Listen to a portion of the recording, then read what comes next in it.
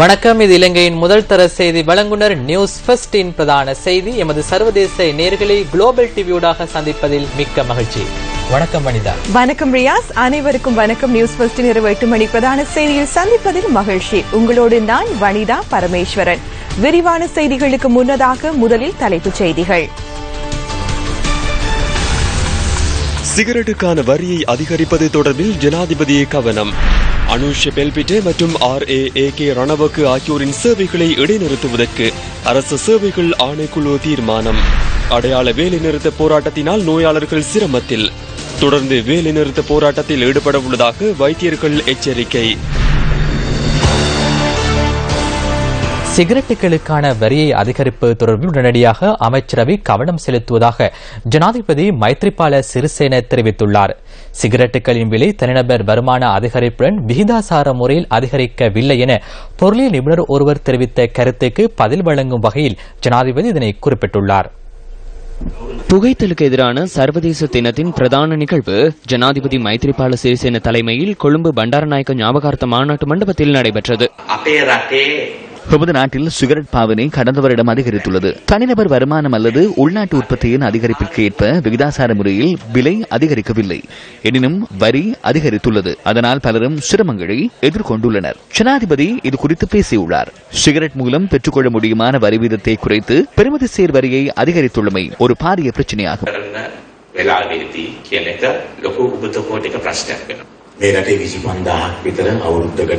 புகைத்தலினால் ஒரு வருடத்திற்கு 25,000 பேர் உயிரிழக்கின்றனர்.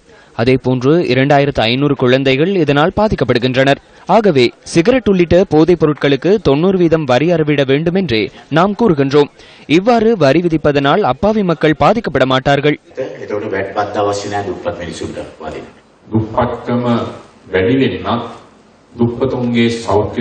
வறுமை அதிகரிப்பு, சுகாதார பிரச்சினை போன்ற பல்வேறு சவால்களுக்கு புகைத்தலும் காரணமாக அமைகிறது.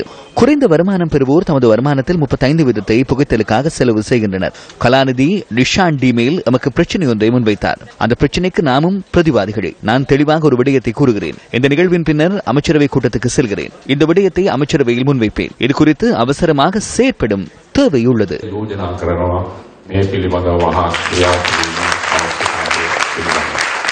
புகைத்தலுக்கு எதிரான சர்வதேச தினத்தை முன்னிட்டு பாடசாலை மாணவர்களுக்கு இடையில் நடத்தப்பட்ட போட்டிகளில் வெற்றி பெற்றவர்களுக்கு இதன்போது பரிசில்கள் வழங்கப்பட்டன. இதேவேளை புகைத்தலுக்கு எதிரான கொடி ஜனாதிபதி செயலகத்தில் இன்று ஜனாதிபதிக்கு அணிவிக்கப்பட்டது. அரச நிர்வாக சேவையில் ஈடுபட்டிருந்த அனுஷ பால்பிட்ட மற்றும் RAAK ரணவக் ஆகியோரை சேவையிலிருந்து இடைநிறுத்துவதற்கு அரசு சேவைகள் ஆணைக்குழு தீர்மானித்துள்ளது. ஆணைக்குழு இன்று மாலை கூடி ஆராய்ந்த பின்னர் இந்த தீர்மானத்தை எடுத்ததாக அரச நிர்வாக சேவை ஆணைக்குழுவின் செயலாளர் காமினி செனவிரத்ன குறிப்பிட்டார். இந்த தீர்மானத்தை அரச நிர்வாக அமைச்சின் செயலாளருக்கு அறிவிப்பதற்கான நடவடிக்கைகள் எடுக்கப்பட்டுள்ளதாக அரச நிர்வாக சேவை ஆணைக்குழுவின் செயலாளர் மேலும் தெரிவித்தார். இன்றும் சிலர் போலீஸ் நிதி மோசடி விசாரணை பிரிவுக்கு அழைக்கப்பட்டிருந்தனர். அவன்கார்ட் நிறுவனத்தின் தலைவர் நிஷங்க சேனாதிபதி இன்று போலீஸ் நிதி மோசடி விசாரணை பிரிவுக்கு அழைக்கப்பட்டிருந்தார். முன்னாள் ஜனாதிபதியின் மகன் நாமல் ராஜபக்சவின் நிறுவனத்துக்கு 22 மில்லியன் ரூபாய் வழங்கியுள்ளமை தொடர்பில் இதன்போது அவரிடம் விசாரிக்கப்பட்டுள்ளது. இதேவேளை தேசிய சுதந்திர முன்னணியின் பாராளுமன்ற உறுப்பினர் ஜயந்த சமரவீரவும் போலீஸ் நிதி மோசடி விசாரணை பிரிவுக்கு அழைக்கப்பட்டிருந்தார். அரசு வாகனங்களை முறையற்ற விதத்தில் பயன்படுத்தியமை மற்றும் தேசிய வீடமைப்பு அபிவிருத்தி அதிகார சபையின் தலைவராக செயற்பட்ட காலத்தில் நடந்து கொண்ட விதம் தொடர்பில் இதன்போது விசாரணை செய்யப்பட்டுள்ளது.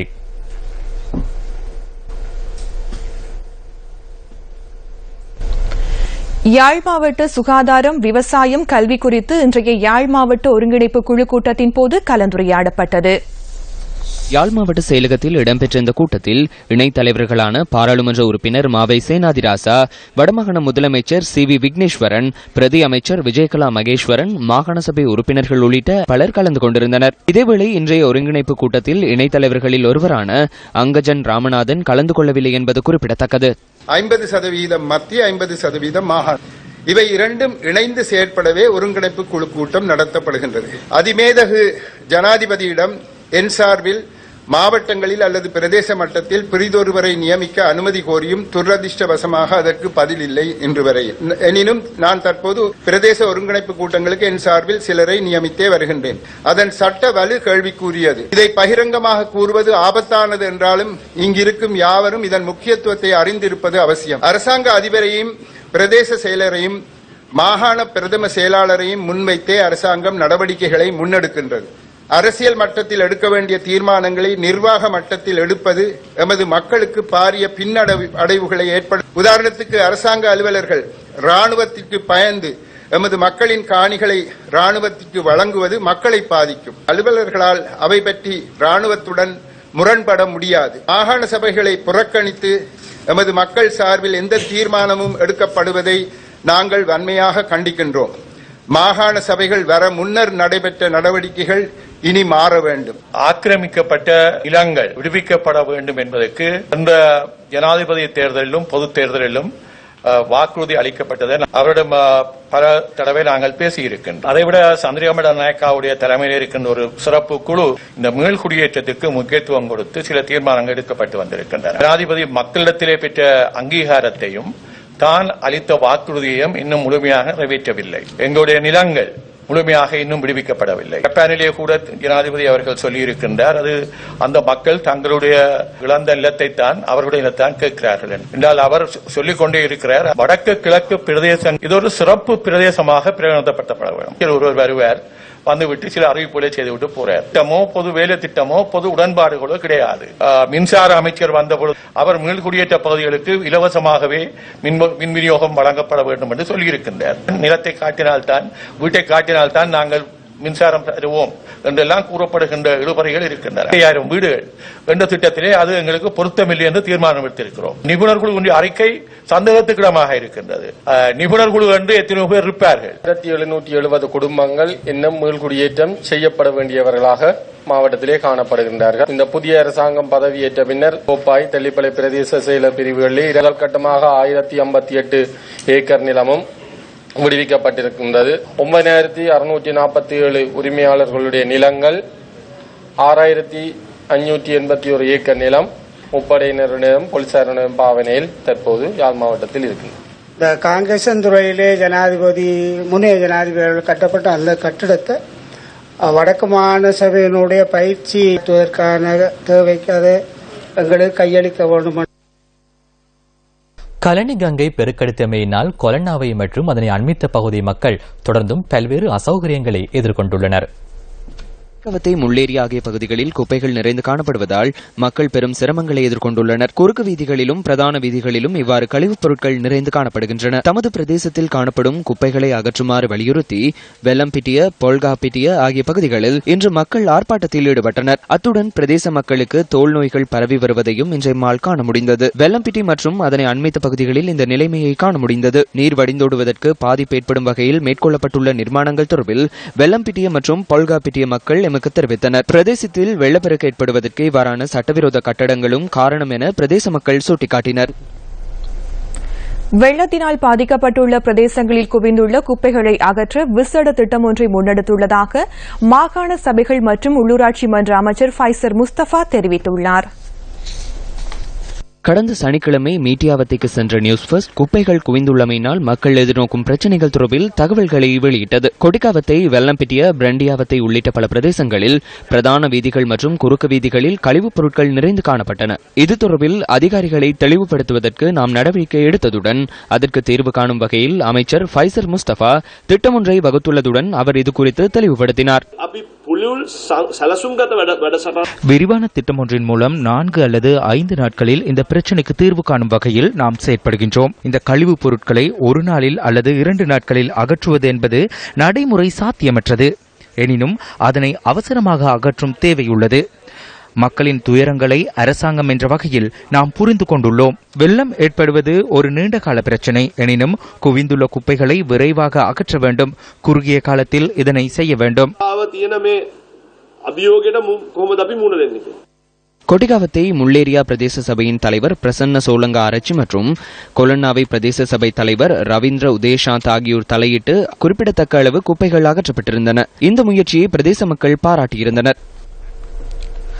வெள்ளத்தினால் பாதிக்கப்பட்ட பிரதேசங்களில் குவிந்துள்ள குப்பைகளை அகற்றுவதற்கு 18 மில்லியன் ரூபாவை ஒதுக்குவதற்கு அமைச்சரவை தீர்மானித்துள்ளது. இன்று நடைபெற்ற ஊடக சந்திப்பில் இடர் முகாமைத்துவ அமைச்சர் இதுகுறித்து விளக்கமளித்தார்.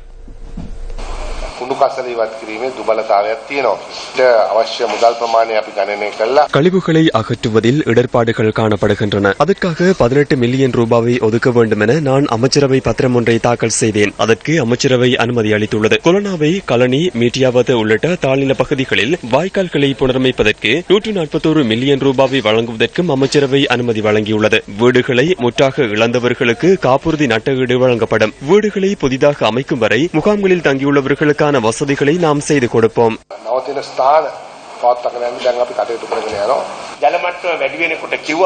நீர்மட்டம் அதிகரிக்கும் போது இதனை புனரமைப்பதற்கான திட்டங்களை நீர்ப்பாசன திணைக்களம் முன்வைத்தது. மாநகர அபிவிருத்தி திட்டத்துடன் இணைத்து இதற்கான திட்டம் ஒன்றை வகுக்க வேண்டும். அதன் ஒரு கட்டமாக கடந்த மே மாதம் 13 மில்லியன் அமெரிக்க டாலர் செலவில் திட்டம் ஒன்றுக்கான உடன்படிக்கைக்கு சென்றோம். வெள்ளப்பெருக்கு ஏற்படும் போது 10 ஆறுகளை முகாமைத்துவம் செய்வதற்காக இந்த திட்டம் வகுக்கப்பட்டுள்ளது.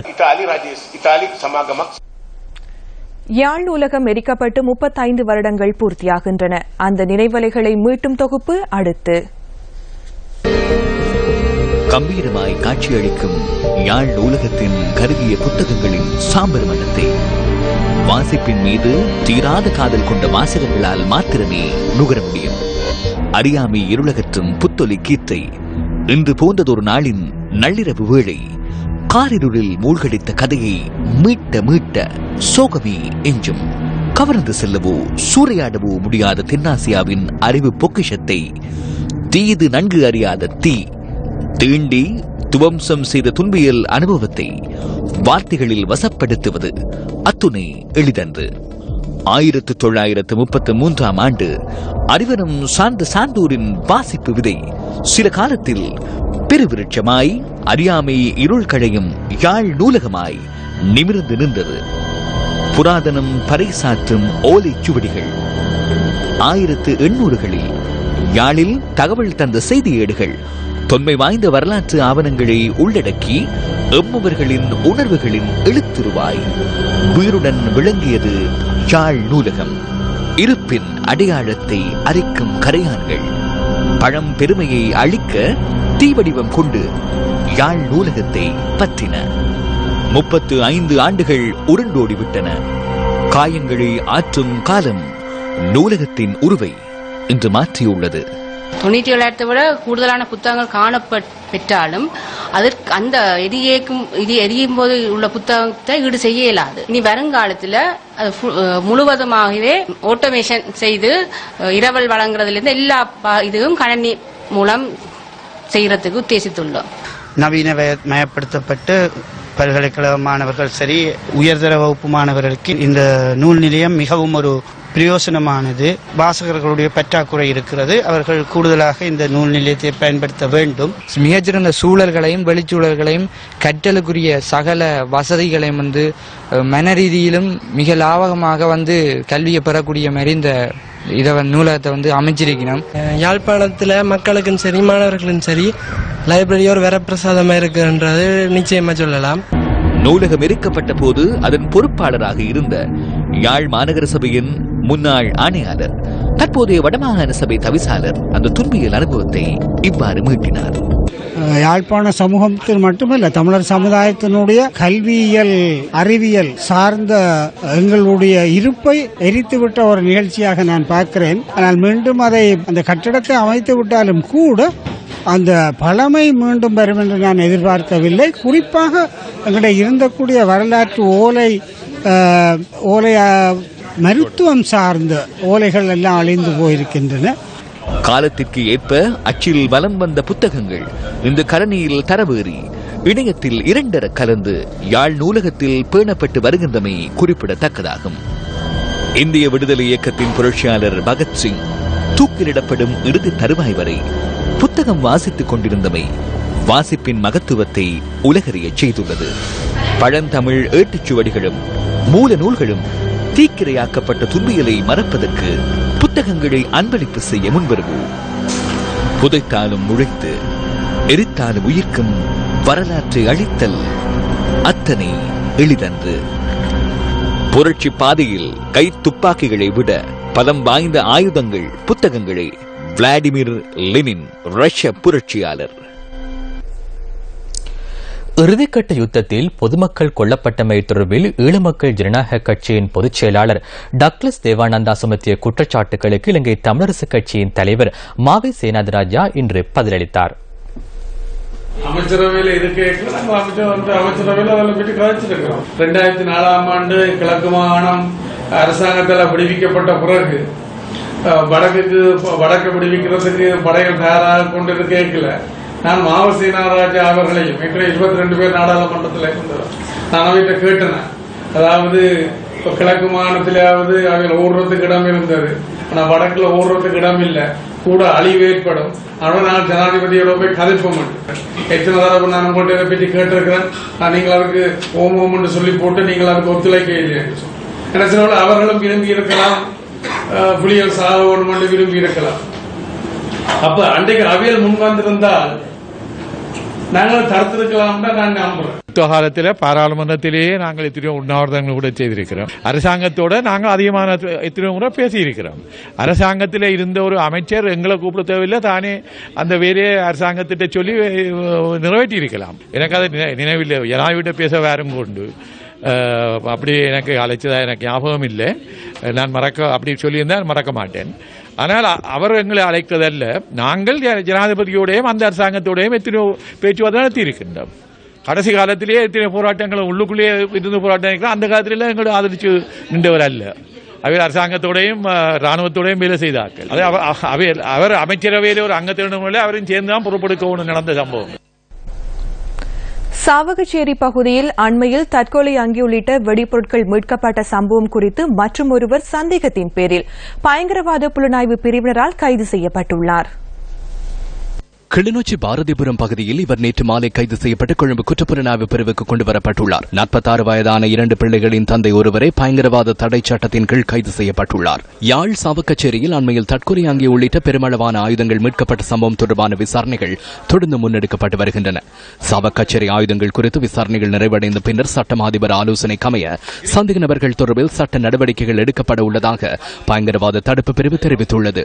சாவகச்சேரியில் தற்கொலை அங்கி உள்ளிட்ட வெடிப்பொருட்கள் மீட்கப்பட்ட சம்பவத்தை அடுத்து தமிழீழ விடுதலை புலிகள் இயக்கத்தின் முக்கியஸ்தர்கள் உள்ளிட்ட பலர் கைது செய்யப்பட்டு விசாரணைக்கு உட்படுத்தப்பட்டிருந்தனர். இலங்கை தமிழரசு கட்சியின் வடமாகாண இளைஞர் அணி செயலாளர் எஸ் சிவகரன் கடந்த ஏப்ரல் மாதம் 28ஆம் தேதி மன்னாரில் கைது செய்யப்பட்டு பின்னர் நிபந்தனை பிணையில் விடுவிக்கப்பட்டார். இதேவேளை தமிழீழ விடுதலை புலிகள் இயக்கத்தின் முன்னாள் திருகோணமலை மாவட்ட புலனாய்வு பிரிவு பொறுப்பாளர் கலையரசன் என்று அழைக்கப்படும் அறிவழகன் பயங்கரவாத விசாரணை பிரிவினரால் கடந்த ஏப்ரல் 26ஆம் தேதி கைது செய்யப்பட்டார். அதனைத் தொடர்ந்து புனர்வாழ்வளிக்கப்பட்ட முன்னாள் போராளியான நகுலன் என்று அழைக்கப்படும் கணபதி பிள்ளை சிவமூர்த்தியும் கைது செய்யப்பட்டு விசாரணைக்கு உட்படுத்தப்பட்டுள்ளார். புனர்வாழ்வளிக்கப்பட்டு விடுவிக்கப்பட்டிருந்த தமிழீழ விடுதலை புலிகள் இயக்கத்தின் முன்னாள் அம்பாறை மாவட்ட தளபதி இதிமலசிங்கம் அரிச்சந்திரன் எனப்படும் ராம் கடந்த ஏப்ரல் மாதம் 24ஆம் தேதி பயங்கரவாத தடுப்பு பிரிவினரால் கைது செய்யப்பட்டமை குறிப்பிடத்தக்கதாகும். இவர்களை தவிர மேலும் பலரும் இந்த சம்பவம் தொடர்பில் கைது செய்யப்பட்டு விசாரணைக்கு உட்படுத்தப்பட்டுள்ளதாக பயங்கரவாத தடுப்பு பிரிவு அறிவித்திருந்தது. கேகாலை மாவட்டத்தின் சில பகுதிகள் மண்சரிவு அபாயம் மிகுந்த பகுதிகளாக அறிவிக்கப்பட்டுள்ளன. மண்சரிவு அபாயத்தினால் இடம்பெயர்ந்துள்ள பரகடு ஹெமின்ஃபோர்ட் தோட்ட மக்கள் பல்வேறு இன்னல்களை எதிர்கொண்டுள்ளனர். 24 குடும்பங்களைச் சேர்ந்த 72 பேர் இந்த தோட்டத்தில் வாழ்ந்து வந்தனர். கடந்த ஒரு வாரத்திற்கு முன்னர் ஹெமின்போர்ட் தோட்டத்தில் மண்சரிவு அபாய எச்சரிக்கை உள்ளதாக தெரிவித்து தோட்ட மக்கள் அங்கிருந்து வெளியேற்றப்பட்டனர். உயிருக்கு பயந்து இருப்பிடங்களை விட்டு வெளியேறிய இவர்களுக்கு தற்காலிகமாக அடைக்கலம் கொடுத்தது ஹெமின்போர்ட் தோட்டத்தில் உள்ள முருகன் ஆலயம். தமது பிள்ளைகளுடன் கடந்த ஒரு வார காலமாக ஆலயத்தில் தங்கி வரும் தமக்கு தற்போது நிவாரணமும் வழங்கப்படவில்லை என தெரிவிக்கின்றனர் இந்த மக்கள். மண்சரிவு அபாயம் காரணமாக தமது பிள்ளைகளின் கல்வி நடவடிக்கைகளும் பாதிப்படைவதாக இவர்கள் குறிப்பிடுகின்றனர். எங்க பிள்ளைங்க சரி படிக்கிறதுக்கு அதுக்கு ஒன்றுக்கும் வரக்குள்ள எங்க பேர பிள்ளைங்க சரி எங்களுக்கு வேணும், எங்க உயிரை எங்களுக்கு திருப்பி கொடுங்க. அந்த வீட்டுக்கு அதை வந்து பார்த்து என்ன சரி செஞ்சு எங்களுக்கு ஒரு நல்ல முடிவு ஒன்று எடுத்து கொடுங்க. கோயில் மண்டபத்தில் தான் இருக்கிறோம், ஆட்டுப்பட்டி மாதிரி இருக்குது. அதுல எந்த விதமான பாதுகாப்பு எங்களுக்கு பிள்ளைகளுக்கு இல்லை. மறையும் விசிறி அடிக்குது, டெய்லி மழையா இருக்குது. இருக்கிறதுக்கு இல்லாம பிள்ளைங்க விடிய தூங்குறதுக்கு இல்லாம நாங்க தவிக்கிறோம். நாங்க இருக்க இடத்துல இருந்து மேல மண் சரி வருதுன்னு சொல்றாங்க. ஆனா யாருமே வந்து பார்த்து அதுக்கு ஒரு வருதா இல்லையான்றது ஒரு முடிவு சொல்லாம இருக்கிறாங்க. ஆனா நாங்களும் எத்தனை நாளைக்கு தான் பிள்ளைகளை வச்சு இத்தனைக்கு வேதனைப்பட்டு பிள்ளைகள் நிம்மதியான சாப்பாடு இல்ல, ஒழுங்கான தூக்கம் இல்ல, பெரும் வேதனையோட இருக்கும். நாங்க ஒரு தொழில் இல்லாம ஒரு நேரத்துக்கு சாப்பிட ஒரு நேரம் சாப்பிடாம இருக்கிறதுக்குள்ள வாய்ப்புல இருக்கிறோம். யாரும் வந்து உதவி செஞ்சு கொடுக்குற மாதிரி யாருமே இல்லைங்க. இன்னைக்கு அரசியல்வாதிகள் வந்து பாக்குறது நிலைமையில் இல்லை. எத்தனை பேர் நாங்களும் தெரிவிச்சிட்டோம். தமது நிலையை கருத்தில் கொண்டு விரைவில் தமக்கான உரிய தீர்வினை பெற்றுத் தருமாறு வலியுறுத்துகின்றனர் ஹெமின்போர்ட் தோட்ட மக்கள். சில கோரிக்கைகளை முன்வைத்து வைத்தியர்கள் நாடளாவிய ரீதியில் இன்று தொழிற்சங்க நடவடிக்கையில் ஈடுபட்டனர். இதனால் வைத்தியசாலைகளுக்கு சிகிச்சைகளுக்காக சென்ற நோயாளர்கள் பெரும் சிரமங்களை எதிர்கொண்டனர். சுகாதார சேவையில் நியமனங்களை வழங்கும் போது குளறுபடிகள் ஏற்பட்டுள்ளதாக தெரிவித்து அரசு வைத்திய அதிகாரிகள் சங்கம் இன்று மதியம் 12 மணி வரை 4 மணித்தியால அடையாள வேலைநிறுத்த போராட்டத்தில் ஈடுபட்டது. நாடளாவிய ரீதியில் 1571 வைத்தியசாலைகளைச் சேர்ந்த 10,000க்கும் அதிகமான வைத்தியர்கள் இன்று வேலைநிறுத்த போராட்டத்தில் ஈடுபட்டதாக அரசு வைத்திய அதிகாரிகள் சங்கம் தெரிவிக்கின்றது. வெள்ளத்தினால் பாதிக்கப்பட்ட கொழும்பு, கம்பஹா, கேகாலை மாவட்டங்களில் இந்த அடையாள வேலைநிறுத்த போராட்டம் முன்னெடுக்கப்படவில்லை. அதனால் கொழும்பு தேசிய வைத்தியசாலையின் செயற்பாடுகள் வழமை போன்று இடம்பெற்றன. கண்டி பொது வைத்தியசாலையில் அவசர சிகிச்சை மாத்திரமே முன்னெடுக்கப்பட்டது. சிகிச்சைகளுக்காக சென்ற நோயாளர்கள் அசௌகரியங்களை எதிர்நோக்கினர். அரசு வைத்திய அதிகாரிகள் சங்கத்திற்குட்பட்ட காலி கராப்பிட்டிய போதனா வைத்தியசாலையிலும் வைத்தியர்கள் இன்று அடையாள வேலைநிறுத்த போராட்டத்தில் ஈடுபட்டனர். வைத்தியசாலையின் அவசர சிகிச்சை பிரிவு மாத்திரமே செயற்பட்டது. அனுராதபுரம் பொது வைத்தியசாலையிலும் இன்று வேலைநிறுத்த போராட்டத்தில் வைத்தியர்கள் ஈடுபட்டமையினால் நோயாளர்கள் பெரும் சிரமங்களை எதிர்கொண்டனர். சிறுநீரக நோயினால் பாதிக்கப்பட்டுள்ள இந்த தாய் 45 கிலோமீட்டர் தொலைவில் இருந்து இன்று அதிகாலையே சிகிச்சைகளுக்காக வைத்தியசாலைக்கு வந்திருந்தார். புத்தளம் மாவட்டத்தின் பிரதான வைத்தியசாலையான சிலாபம் பொது வைத்தியசாலைக்கு புத்தளம், கல்பிட்டி, தோப்பூர், பிங்கிரிய போன்ற பல்வேறு பகுதிகளில் இருந்தும் நோயாளர்கள் வந்திருந்தனர். ஹட்டன், டிகோயா வைத்தியசாலைகளிலும் இன்று அவசர சிகிச்சை பிரிவு மாத்திரமே செயற்பட்டது. மாத்தறை பொது வைத்தியசாலையிலும் வைத்தியர்கள் வேலைநிறுத்த போராட்டத்தில் ஈடுபட்டமையினால் நோயாளர்கள் பாதிக்கப்பட்டனர். வேலைநிறுத்த போராட்டம் வெற்றிகரமாக நடைபெற்றது. நோயாளர்கள் சிரமங்களை எதிர்கொண்டமை தொடர்பில் நாம் கவலை அடைகின்றோம். எனினும் எமக்கு மாற்று நடவடிக்கை இருக்கவில்லை. வியாழக்கிழமை மத்திய செயற்குழு கூட உள்ளது. பெரும்பாலும் அடுத்த வாரம் தொடர் வேலைநிறுத்த போராட்டம் ஆரம்பமாகும். சிலவேளை இந்த வாரம் ஒரு நாள் வேலைநிறுத்த போராட்டம் இடம்பெறும். கலந்துரையாடி இணக்கப்பாட்டுடன் செயற்படாத, நல்லாட்சியின் வெற்றிக்கு உதவி புரியாத அமைச்சருடனேயே நாம் செயற்படுகின்றோம். மனைவி மற்றும் குடும்ப சிகிச்சையை நீக்கும் வரை இந்த பிரச்சனையை தீர்க்க முடியாது. இந்த நியமனங்களை ரத்து செய்யும் வரையும், குடும்பவாதத்தை நிறுத்தும் வரையும் எமது போராட்டம் தொடரும். சுகாதாரத்துறையை அரசு சார்பற்ற துறைக்கு வழங்குவதற்காக முன்னெடுக்கப்படும் இந்த பயணத்தை அரசு அதிகாரிகள் சங்கம் நிறுத்தும் என்பதனை கூற விரும்புகிறேன்.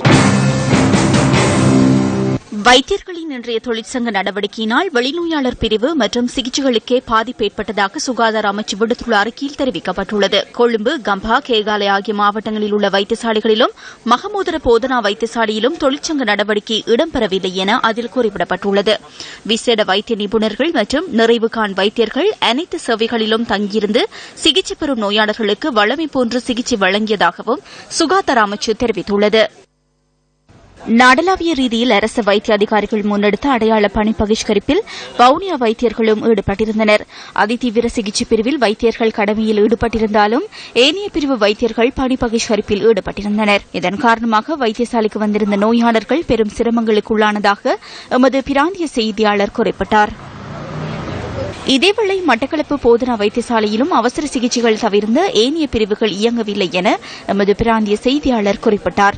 இதன் காரணமாக வெளிநோயாளர் பிரிவு மற்றும் மாதாந்த சிகிச்சைகளுக்காக அம்பாறை, உன்னிச்சை, இலுப்படிச்சேனை, வவுனதீவு உள்ளிட்ட பல கஷ்ட பிரதேசங்களில் இருந்து வருகை தந்த நோயாளிகள் சிரமங்களை எதிர்நோக்கினர்.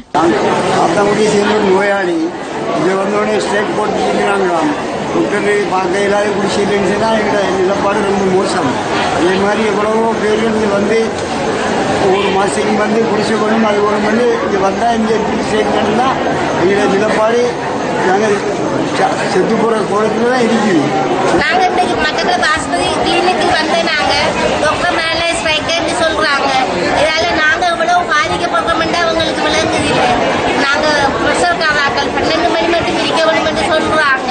அப்போ எங்களுக்கு இந்த குடிசையை எழுதி தந்தாலும் நாங்கள் வீட்டை போவோமே நேரம் போய் கொண்டிருக்கிறோம். நாங்கள் வருத்தக்காராக்கள் இவ்வளவு நேரத்துக்கு காத்துட்டு இருக்கிறோம். திருகோணமலை மாவட்டத்தில் உள்ள பல வைத்தியசாலைகளின் வைத்தியர்களும் இன்று காலை பணி பகிஷ்கரிப்பில் ஈடுபட்டிருந்தனர். இதனால் தமது வைத்திய சேவையினை பெற்றுக்கொள்ள முடியாது பலர் திரும்பிச் சென்றதையும் எம்மால் அவதானிக்க முடிந்தது.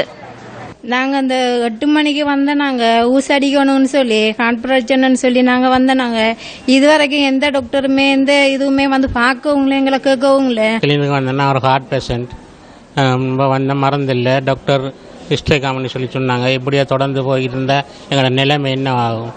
நாங்களும் நோயில் தான் இங்கே வந்து திரும்பிட்டு போகிற வேலையாக இருக்குது. இதேவேளை புத்தளம் மாவட்டத்தில் உள்ள ஆதார மாவட்ட கிராமிய வைத்தியசாலைகள் மற்றும் மத்திய மருந்தகங்களைச் சேர்ந்த வைத்தியர்களின் பணி பகிஷ்கரிப்பினால் இன்று வைத்தியசாலைக்கு வருகை தந்த அதிக அளவிலான நோயாளிகள் பல்வேறு சிரமங்களை எதிர்நோக்கியதாக எமது பிராந்திய செய்தியாளர் குறிப்பிட்டார். கிளினிக்னு சொன்னாங்க. இந்த கிளினிக் காலையில் வந்தோம், காலை 7:30 மணிக்கு வந்தோம்.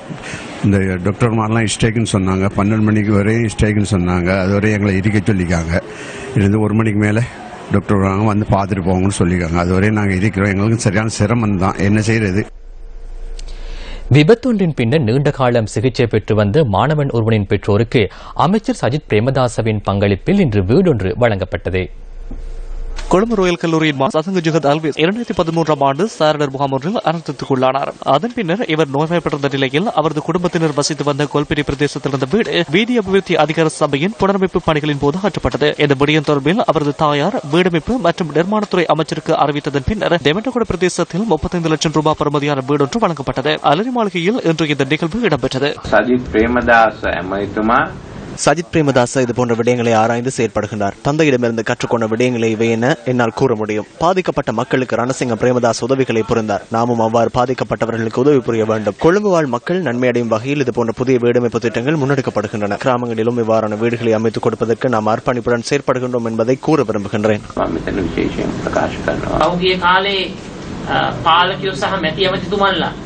கடந்த காலங்களில் அமைச்சர்கள் தமது குடும்ப உறுப்பினர்களுக்கு வீடுகளை அமைத்துக் கொடுத்தனர். அவ்வாறான ஒரு யுகமே அன்று காணப்பட்டது. எனினும் இன்று நல்லாட்சி அரசாங்கம் பிரதமர் ரணில் விக்ரமசிங்கவின் தலைமைத்துவத்தின் கீழ் பாதிக்கப்பட்ட மக்களை தேடி அவர்களுக்கான நிவாரணங்களை வழங்கி வருகிறது.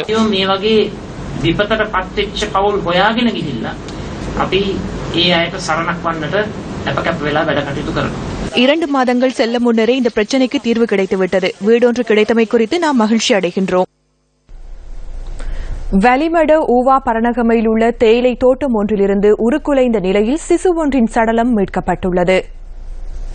இன்று காலை கிடைத்த தகவலுக்கு அமைய இந்த சடலம் மீட்கப்பட்டதாக போலீசார் தெரிவித்தனர். அடையாளம் காண முடியாத வகையில் சிசுவின் சடலம் உருக்குலைந்துள்ளதாக போலீசார் குறிப்பிட்டனர். சடலம் தற்போது சம்பவ இடத்திலேயே போலீஸ் பாதுகாப்புடன் வைக்கப்பட்டுள்ளதாக எமது பிராந்திய செய்தியாளர் கூறினார். சம்பவம் தொடர்பான விசாரணைகளை ஊவா பரணகம போலீசார் முன்னெடுத்து வருகின்றனர். ஆசிய மற்றும் பசிபிக் வலய நாடுகளின் பங்குபற்றுதலோடு திருகோணமலை கடற்பரப்பில் நடைபெற்று வரும் ஆப்டிமிஸ்ட் படகு போட்டியின் 3ஆம் நாள் இன்றாகும். போட்டித் தொடர்பிலான மேலே தகவலோடு இணைந்து கொள்கின்றார் எமது அலுவலக செய்தியாளர் ராஜலிங்கம் திரிஷானோ.